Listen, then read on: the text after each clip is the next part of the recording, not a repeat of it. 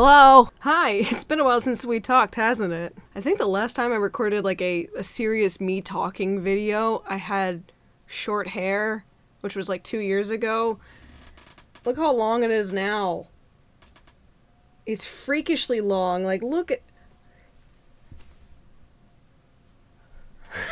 I did like it short. That was the first time I've actually had a haircut that was that short, but I don't know. I kind of really enjoy my nice, long, luscious, blonde, messy hair. But all hair aside, yeah, it's been a while since we've talked, guys. Like, just you and me. Like everything's coming down. The Lady D costume is off. Like, this is the first time in a while that we've just had a nice talk. And, oh boy, do we have a lot to talk about. I guess, kind of first things first, this being a channel update, so we will get to, like, stuff that's going to happen for the channel, things that are going to happen, but before we really get to the meat of that one, I feel like we need to talk about the meat that happened in the past. And oh boy, was there a lot of meat, a lot of really bad meat. Yeah, so the last time that we had talked, it was when I got my channel hacked back in November 30th of 2022. That was the last time you really saw, like, or I'm not making an animation. I'm not trying to like tell you to go buy my merch, which you should go buy this t-shirt with the boys. This is a really cool t-shirt that I designed. I really love how it came out.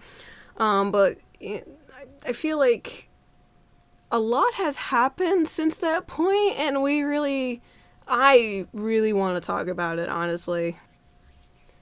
So my channel got hacked on November 30th of 2022, so that was roughly 2 years ago at this point. We actually just passed the anniversary of it happening, and yeah, boohoo, I lost my channel. It, I get hacked. It happens to everybody. People sometimes have the luxury to move on after that, but that's not what happened with me. This will be a little dark because this is the first time I'm actually really talking about this publicly, of what had happened to me after I got my channel hacked. And it's just also really fucking dumb that this YouTube channel that is something so immaterial got stolen from me. And it has led to such emotional devastation that I'm still feeling 2 years after it had happened. And it's really funny and stupid that what some asshole did to me with this hack still has its effects on me now. So it's also dumb.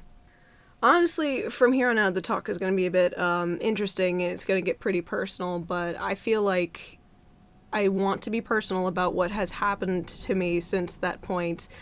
So we're going to set up a timeline. So prior to me being hacked on November 30th, 2022, I remember this date like almost like it's someone's death, honestly. We had, at the time, 92 or 93K on this channel, which was mighty impressive throughout the pandemic. So when the pandemic hit, like, everybody was home and watching YouTube, so my channel saw a huge spike, and it was amazing. Everything that I was posting was going viral, I guess you could say. The algorithm was tickling it, and I felt like I was on cloud 9. I felt like, oh my god, I've made it. I've made it as a YouTuber. I'm growing exponentially, and I'm getting a lot of ad revenue. Like, where I was November of 2022, I was so happy with how things were going. Told my boyfriend, who lives with me, that, hey, why don't you quit your job that you hate, and I can support us. That's how much money this career was making me, is that I could have my boyfriend quit the job that he didn't like. And I say, like, it's the pandemic, I'm working from home, you stay from home, collect some unemployment for a little bit, work on your resume, really think about what is your next move or direction. Like, now we can finally breathe. We don't have to really, like, live paycheck to paycheck all the time. Let's really think about where we want to go with our careers. So that's where I was November of 2022 prior to the hack happening, is that I was at the start of something life-changing, I guess you could say. Like, my YouTube career was going somewhere where I didn't have to do so many like freelance projects all the time. I didn't have to work for somebody else. I could be my own boss and really get this YouTube channel like figuring out and really going somewhere. And the fact that I was so close to 100K, that seemed like a goal that I could achieve very either at the end of that year or very close to it, because at 93 or 94, I don't remember exactly, that it just seemed so feasible to hit 100K, and then I would have felt like I would have made it. I had all my eggs in that basket to really start making YouTube a career of mine.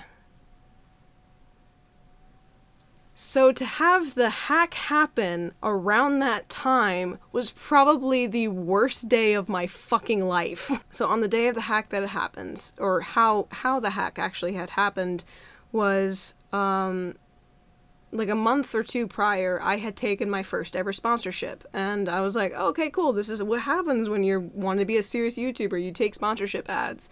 So I got the coolest ad ever. I got to do a Raid sponsorship, and that was like, I got to live out the memes. I got to do a Raid Shadow Legends advertisement. I get an email from some other gaming company where it's like, hey, we want you to play game X here or whatever, and we can work on also another sponsorship. Sorry, my voice is kind of going. I'm actually recovering from some laryngitis, so throughout this whole video, my voice might be squeaking quite a bit, so I apologize.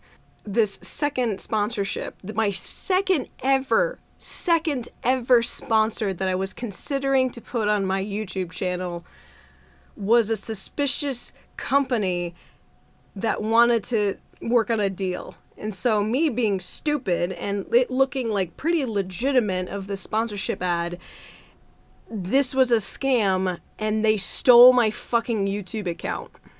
My second ever time considering to do a sponsorship, and it had just so happened like, hey, it's a scam. And not only that, we stole your YouTube channel and we made it into a Bitcoin Elon Musk storm of your channel. Just when I was really starting to think like, oh, I can make YouTube a career. Worst start ever. I'm not usually an angry person. I don't like being angry. Anger is a feeling that I don't like being. I prefer like comedy and joy and love. For me to be angry, it has to really come from a place that hurts. That hack hurt me so bad. I have never in my life so far have ever had to experience loss. Losing this intangible thing called a YouTube channel hurt so fucking bad to a point where I cannot describe to you the rage and sadness that I felt. I don't want to get I don't want to evoke too much of my own anger talking about it, but reliving it is, this happened 2 years ago and I'm still this upset talking about it, and we haven't even gone to like everything that has really happened in those 2 years. So my channel gets hacked and I have to contact Google and then like do the process of getting it back and everything.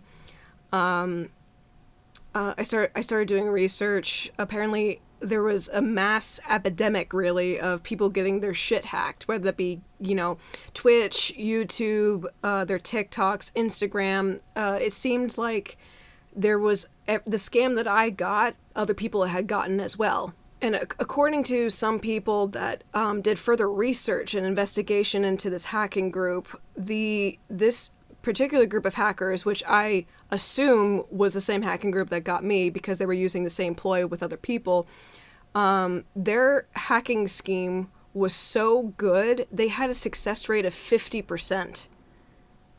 So I could have gotten my channel hacked or not at a fucking coin toss. Yeah, that's not good odds. That shows how smart they are and how stupid I am. Sorry, I'm getting a little angry. It's just, it's all so funny to me that I'm just so worked up, and there's been a lot of emotional consequences that have happened to me for something that's so intangible as a YouTube channel, and to a hacking group, a person, or a group of people that I don't know. I don't know their faces, I don't know their names, so I can't like aggressively yell at them or anything for taking something that was mine. And it's all so ridiculous, honestly. Yeah, so I started reaching out to other YouTubers who also got hacked in a similar fashion, supposedly by this same organization of hackers. I think Valkyrie, honestly, I didn't really contact her, but I observed that she also got hacked in a similar fashion that I did. Who, you know, she just sits at like a cozy 2 million or 5 million subscribers or whatever. So she gets hacked, and I'm like, okay, cool. So I don't feel totally stupid that I got hacked in a similar fashion if it's affecting people that are bigger than me. So I felt kind of comfortable with that. What ended up feeling awful, though, and brought the feeling back to me feeling like shit is she got her channel back within like 45 minutes of that happening. I got my channel back after 12 days. That's nearly 2 weeks. 2 weeks of waiting to see if I get my YouTube channel back. This intangible thing called a YouTube channel back.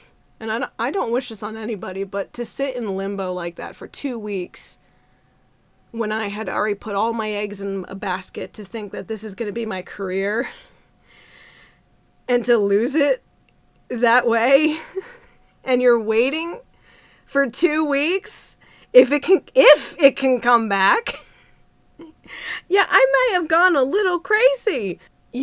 My mind went to places that I could never even imagine that I could have created. I was in a very dark place in those 2 weeks. And then I just get my YouTube channel back after 12 days of waiting. Well, I mean, it wasn't really fully 12 days. It was more like 11 days, 11 and 3/4 of a day. I call it 12 days. Honestly, I felt like I went through like 10 years in that span of 12 days. And obviously you could tell by the tone of my voice, which is cracking because of my laryngitis, I am still very, very angry that happened. That this happened to me. So back to the timeline of where we're at. I get my channel back in mid-December. I had posted a video saying like, hey man, I got my channel back. I'm so sorry that you guys had to see my wonderful channel of just silly Markiplier stuff and my general stuff get turned into a Bitcoin farm. Sorry guys. I think I did not post anything for 6 months. And boy, things were interesting in those 6 months. One of the things that happens when you lose something is you go through the stages of grief. I went through the stages of grief pretty badly. For the rest of December and into like the whole winter of next year of 2023, I was in a state of denial. I was just like, all right, yeah, sure, that happened. Let's move on. Like, let's get back on track. We're gonna make YouTube our career. We're gonna do this. We're gonna hit 100K. Sure, you lost like maybe 3,000 subscribers in that time period of when it was a Bitcoin farm, and you may have lost like all momentum that you've been working on for years, but we can certainly get back on track. And so I was like, okay, I started so many projects within that time frame. I'm just trying to pull energy like out of my ass to get started on things, just to move forward and with my life and just move on. But there was something that was just preventing me from moving on, I guess you could say, of this. I was just in denial that something was wrong. Something was very wrong with my brain after that. That was something that I could not recover from, and I just denied it. So I was like that for up until like the end of winter, going into spring, and then from spring into summer, I started going through the next stage of grief, which is anger. And oh boy, was I angry. And again, I'm not an angry person. I really don't like anger. It's a terrible emotion, and I hate it. I was very angry during that stage, and it sucks because like again, this hacking group is a person or a group of people that I cannot interact with. I don't know their names, I don't know their faces. I can't yell at them and be like, you ruined me, how dare you. I generally don't like being angry at other people, even when they're rightfully to blame, in this case, like the hackers. I usually will be angry at myself before I'm angry at someone else. And oh boy, since I didn't have a person to direct my anger towards, all of that anger, all that rage turned back onto me. I did it to myself, because naturally that's what my brain does. And oh boy, was I angry with myself. It seemed like everything that I've ever been angry about with myself started bubbling up to the surface.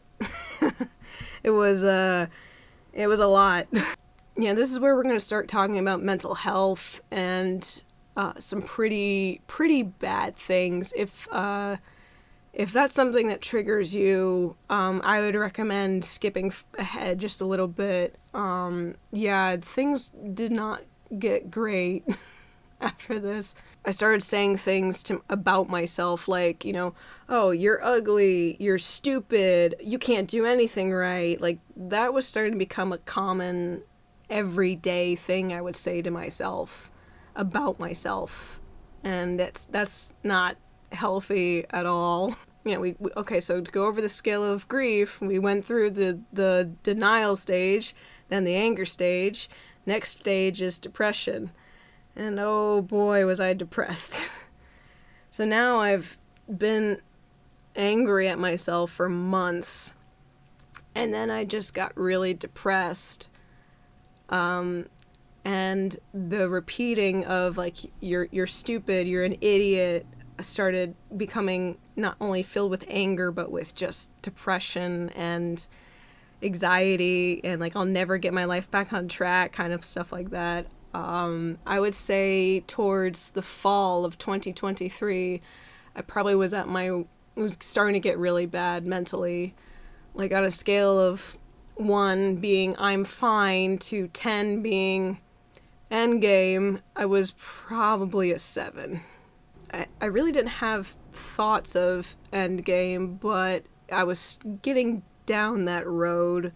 I started having thoughts of, like, well, my life would be better if I wasn't here, or I feel useless, why am I even here? Like, those kinds of thoughts, where if something doesn't stop you, it leads further down the road.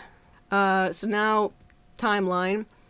Hack happened November of 2022, denial stage all of winter, anger stage spring and fall, spring all the way to fall into winter of 2023 was just depression. Something happened to me on December 23rd of last year where I had to go to urgent care because I was in immense pain for some reason, and it was pain in my stomach area. And so I had to skip Christmas. I spent Christmas basically in a lot of pain, wondering what the fuck was happening to me. So I'm in urgent care on December 23rd with my symptoms being immense stomach pain. Like, let's use a scale system, 1 to 10. Stomach pain was probably like an 8. It was quite bad. Not the worst pain I've ever experienced, but pain where it's very concerning. By this point, I had been, like, in and out of states of nausea where I just could not eat anything and keep it down. It just seemed like every food I was eating was making me nauseous. And then my stomach was bloating, which was very not good. So I go to urgent care. They couldn't really obviously diagnose me there. They gave me a recommendation to go to a GI doctor. I go to see a GI doctor. She puts me on certain pills and a diet and says, like, okay, just keep an eye on it and see what happens. Maybe we'll schedule you for an endoscopy later. The diet doesn't help.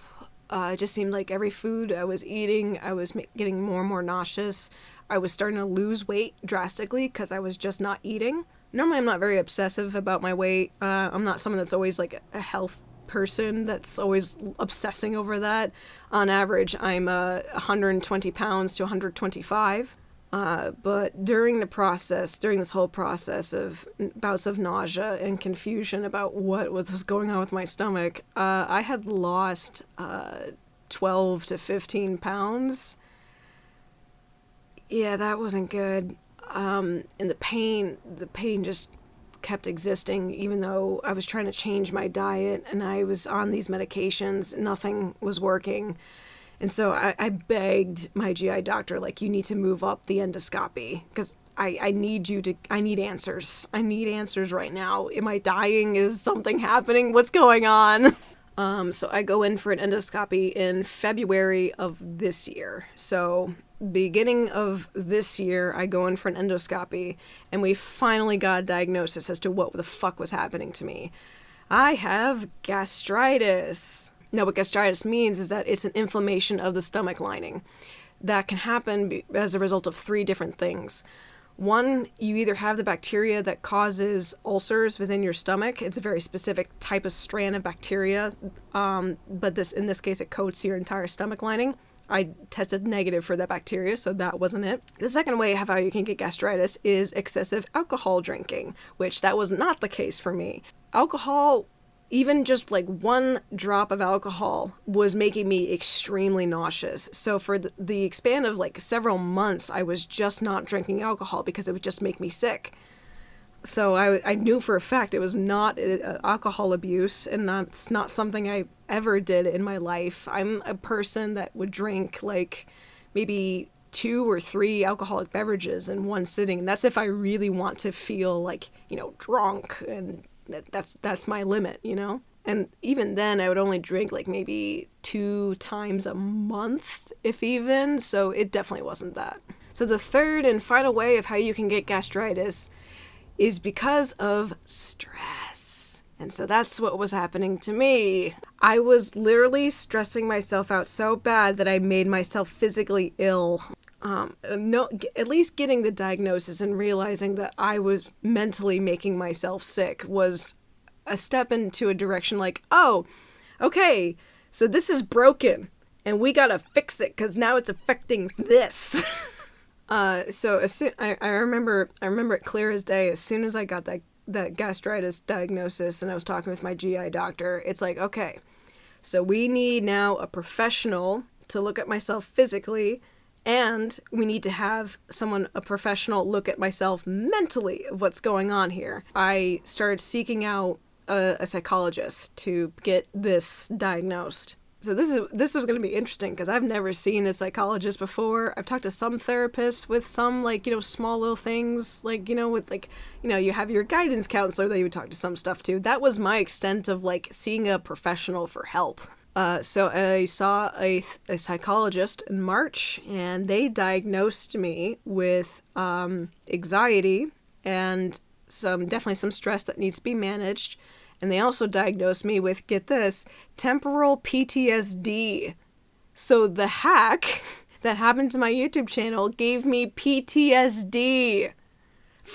That's not just me talking. That is words from a psychologist telling me that I have temporal PTSD from getting this intangible thing hacked by some people that I don't know, that are somewhere over there.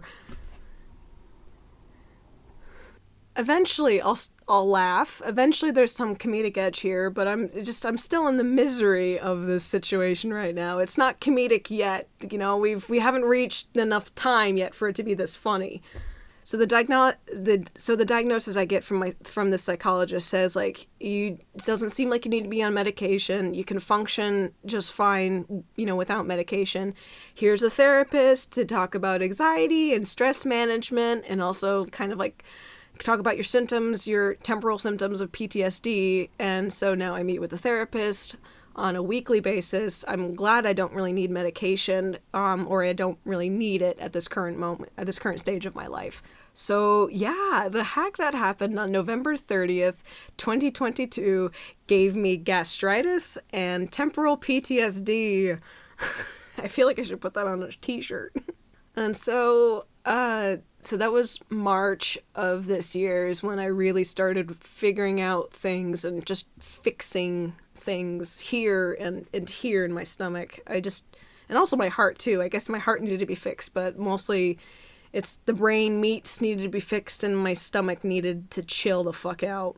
So yeah, 2024 was just basically learning how to fix myself. I have to be on a specific diet, which is not too strict, which is really nice.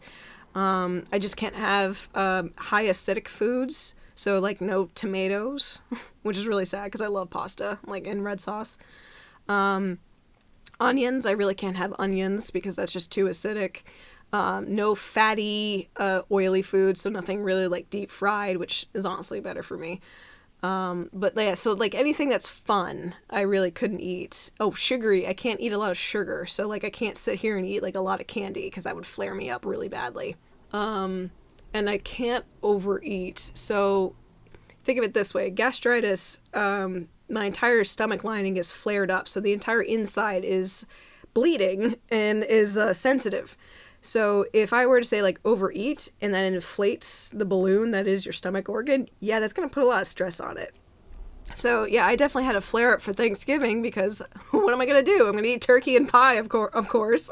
The flare ups that I get from gastritis are manageable. I just get very bloaty. Like you'll see it. It looks like my stomach is pregnant. It's bloated. But it's up, where your stomach is, which is in between your ribs. So actually, let me see if I can do this. So like if I was flaring up, so here's my stomach right now. Got a little bit of chub, so I put on some weight, so that's good. But like your stomach organ is here, and you can kind of see it. It's a little flared up right now, recovering from Thanksgiving. But like if it was a massive flare up, it would just be bloated, like really badly bloated here. Like it did not look good, and I felt very self-conscious about it. And then I would feel extremely nauseous to the point where I just sometimes throwing up just felt like it would relieve everything, all the pain and everything.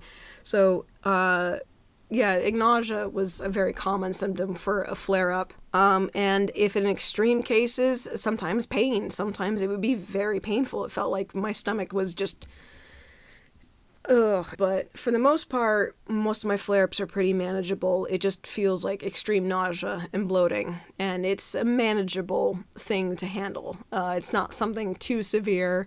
It's just kind of annoying, honestly, to live with. So yeah, the things I really can't eat: no high acidity foods, no fatty, oily foods, no high sugars.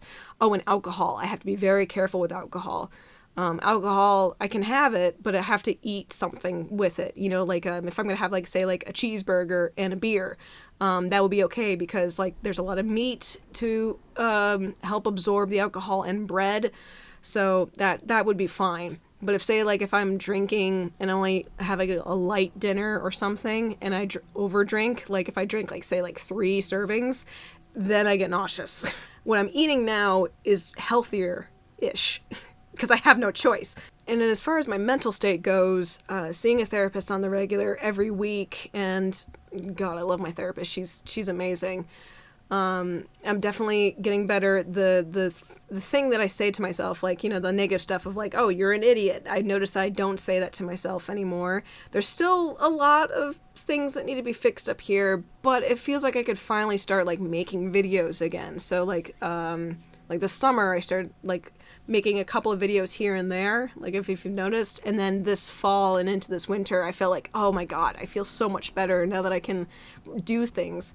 So every time that you guys have like seen a video of mine, that's me feeling good about myself and like, hey, I just made something, I feel really good about it, I want you to see it. So I just feel like I'm becoming me again. There's still a lot that needs to be fixed up here. Stomach, I'm still having flare-ups, like just this Thanksgiving as I ate too much, because my mom makes such great pie. And my dad took the turkey and he put it on a smoker. Of course I'm gonna eat too much turkey and pie. I apologize, my voice is really going because of the laryngitis. I normally don't sound this awful. I sound like I'm really emotional talking about like, oh, the gastritis, oh. But yeah, mentally things have gotten better. Physically things have gotten better. And that's basically been what I've been doing for all of 2024 is just healing. And it's nice because I kind of got inspired by Jacksepticeye. Sean posted a video about his like worst year he's ever had, and then his diagnosis with autism.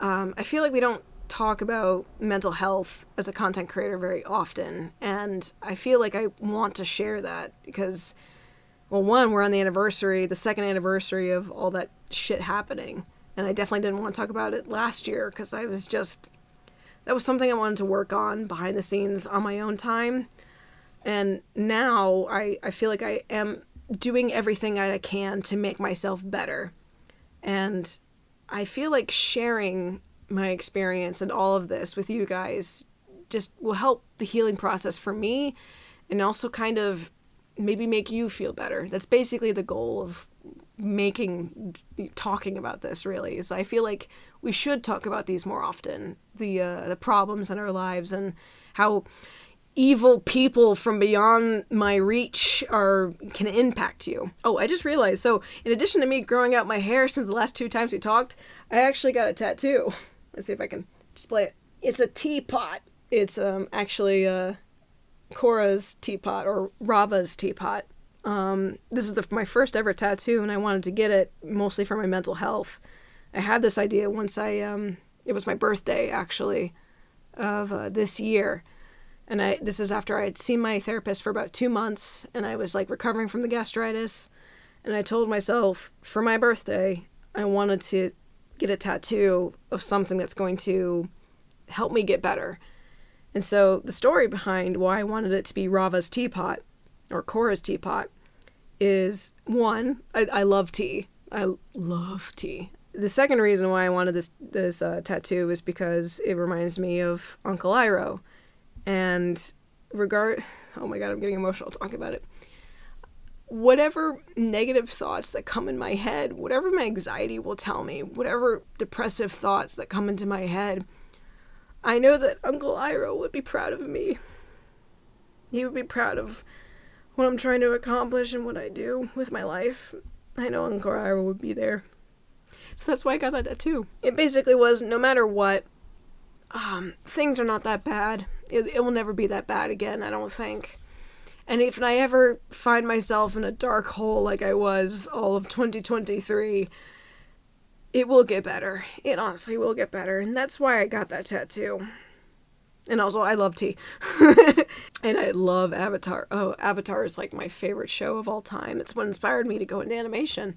Oh god, the fact that I have laryngitis right now is just making this emotional seem like I'm way more emotional than I really am, when it's just my fucking voice. Definitely feel emotionally very weird coming up on the anniversary of me being hacked, and the 12 days, like currently right now we're in that span of 12 days where I was just waiting and losing all of my hopes and dreams. We're in that weird window, 2 years on. And it's just weird to see how far I've come from here and there. The consequences of everything that had happened because of that stupid decision that I made to sign up for this sponsor, my second ever sponsor, to try and get in the direction of becoming a YouTuber. Now, nowadays, if my channel were to ever get hacked, I don't think I would ever be as emotionally devastated as that. Now, granted, this isn't an invitation for being to get hacked. No, I'm not falling for any more sponsors. In fact, I don't think I will take any sponsors for a very long time, ever, because that situation was awful. It's not like I have a manager that can check things for me to see if they're legit, or if I have a producer or something like that. This channel is run by me and me only. I'm the person that creates the animations. I'm the person behind the camera all the time. I'm the person that edits everything. There's no one else to help me. It's just me. I mean, maybe Jeff might help sometimes with some voice work and maybe be like, hey, is this joke funny, honey? And I'll be like, oh, yeah, that is. Haha, I'll keep that. That's basically it. But yeah, as far as this YouTube channel goes, like, moving forward, I want to keep it. I want to keep going. I want to hit 100K. It's just, I'm going to go about it a lot differently than what I had hoped for back in November of 2022. If there's one thing positive that kind of came out of, like, all this therapy and, you know, being stopped by this hack, is that I felt like who I was prior to the hack, I was always running. It felt like I always had to pursue my goals by running at something. And that's cool, but over a certain amount of time, you're going to burn yourself out. And there are times where, yeah, I would hit burnout and I wouldn't take the necessary time during that burnout to rest. And that was quite problematic. And it would be a matter of time before I really, really crashed. And the hack, in a weird way, kind of made me realize that I need to go about work differently. I need to walk more, maybe jog sometimes. Run if you're really feeling like you have the energy and the will to do it. But I need to just pace myself a bit more. I need to stop running all the time. And so basically my channel update is I want to do things that I want to do with this channel. Every time I post something, it's because I feel happy that I did something and I want you to see it. And I don't want to run. I've been running all of my 20s essentially, and it felt good to be running in my 20s, but now I'm in my 30s and running sucks. And instead of like running to that goal of 100K, I want to just get at it at my own pace. Before, back in November of 2023, I felt like I needed to run to 100K because it was definitely within sight. It was like I was running a marathon and I could see the finish line, and if I just kept running, I would get it. And then the hackers were like some guy that just takes me out right before I'm about to cross the finish line. But with this case, I'm ready to just walk and just do things that make me happy with this channel. And it seems like within 2025, we probably will hit 100K.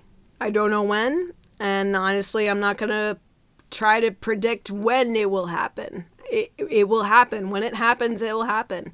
And when I do get that 100K button, I'm going to lick it. I'm going to lick it, and I'm going to record it, and I'm going to put it on my YouTube channel, because god damn it, I want to know what that button tastes like. That's basically what 2025 is going to be like. It's just, we're going to post stuff and I'm going to have a good time with my YouTube channel. And I guess this is an open invitation to you guys. What do you want to see in my YouTube channel? Because honestly, I love making the Markiplier animations. That's what, seems to get all the best attention, all the attention really. I definitely will keep doing that whenever I have a really funny idea and something I gotta animate it because it sounds so juicy in my head. I did start a project that I was kind of a little bit proud of, and that is like me reacting to certain animation things. I posted like one video of it of me reacting to Demon Slayer, and that's it. But yeah, I want to react to like certain animation sequences because God, I love animation. It's the best. And as a professional animator who's been in the industry, like I have some insight on animation that you probably would be very interested in. And if not, just I love gushing about it regardless. So that's one thing I would love to do. Anything Lady D cosplay related is just, I love cosplaying as that goddamn woman. She's so awesome. But there's certainly other cosplays I could do too. In fact, this channel actually started as a cosplay channel, and then I stopped and I just only posted animations, and that just went boop, and I'm like, okay, let's try to make it as an animator instead of a cosplayer. But as far as trying to get to 100K, I'm not going to try to push to be like, yeah, let's make it to 100K, let's do it, guys. It'll just be like a soft walk just to get to 100K. If you guys want to try to push the word around like, hey, help Brook get to 100K, by all means, go for it. If you want to support me in other ways, I do have a Patreon. I have like $2 and $5 tiers if you want to, pay for the price of a coffee, honestly, a month for me, that would be great. And then I do have a merch store where you can buy some really cool merch that I designed. You can get the boys on a t-shirt or something. I got some pretty cool shirts up on there. We also got this lovely t-shirt of hello baby with Lady D. But other than that, it's just, I'm gonna take things slowly at my own pace. I'm gonna walk, maybe sometimes jog, run if I feel like it, but I'm tired. I'm very happy though that you guys have stuck with me, and I read all of your comments. I read all of your lovely, encouraging compliments and your funny little memes that you post in the comments as well. And I feel like together we've created this adorable little small niche community within my YouTube channel where we just all talk about Markiplier and Lady D and how funny it is. But I don't know, the next chapter with my channel, I want to be known as something else, more than this. Like, sure, yeah, I'm a Markiplier animator and a fan, but I want to start becoming more than just that. I don't mind being that. I really don't. I really love the Markiplier community. I love that man so much. He's inspiring, and I've watched all of his stuff over and over again. Edge of Sleep, A Heist with Markiplier. Like, I love it all, and I'm looking forward to Iron Lung because that man is just built with so much inspiration that I'm just gobbling it all up. But, like, it's, like, inspiring me that I want to do things on my own. I want to make my own stuff. I want to pursue and see where it goes. Like, there are other things I want to pursue. Like, there's a book I want to write. There's a cartoon show that I want to design and direct. There's just some things that are up in here that I have been collecting cobwebs, and I really feel like I should start on them. But if not, I mean, I would love to hear your comments. I really am opening up the door. Like, what do you want to see me do? What is something that you and I can have a lot of fun with together? Do you want to see me react to certain animations? Do you want to be educated on animation? Because I love teaching and talking about animation. But yeah, I'm opening up the door. Leave a comment. I encourage you to leave a comment below. Go to support my Patreon if you really want to support me independently and get your name and a credit for anything that I might produce. And we got a lovely merch store as well. If you want to purchase a t-shirt or a mug, you know, there's some pretty good stuff. And like this t-shirt example, it is really soft. But yeah, I hope you have a wonderful holiday. I hope you have a very wonderful new year. I definitely strive that next year, 2025 is going to be the year where I'll try to make it as a YouTuber, but I want to do it differently than how I started it. I don't want to run. I want to go at my own pace, and I just want to be happy. And I am happy. I'm happy now. I'm very happy now with how I've been doing things. I'm going slower. I'm healthier for it. And that's basically the goal of 2025 is stop running, walk, and do things that make me happy and are healthy. Yeah, I've been talking for about an hour. I don't know how I'm going to edit this. All right, I've completely lost my voice, but I want to say thank you so much for sticking with me for all this time. And thank you so much for listening, for all this personal, shit, honestly. And I hope you have a very good year. And I feel like I want to leave on a quote from Uncle Iroh. Life happens wherever you go. It's what you make of it. But yeah, that's about it. Thank you. And until next time.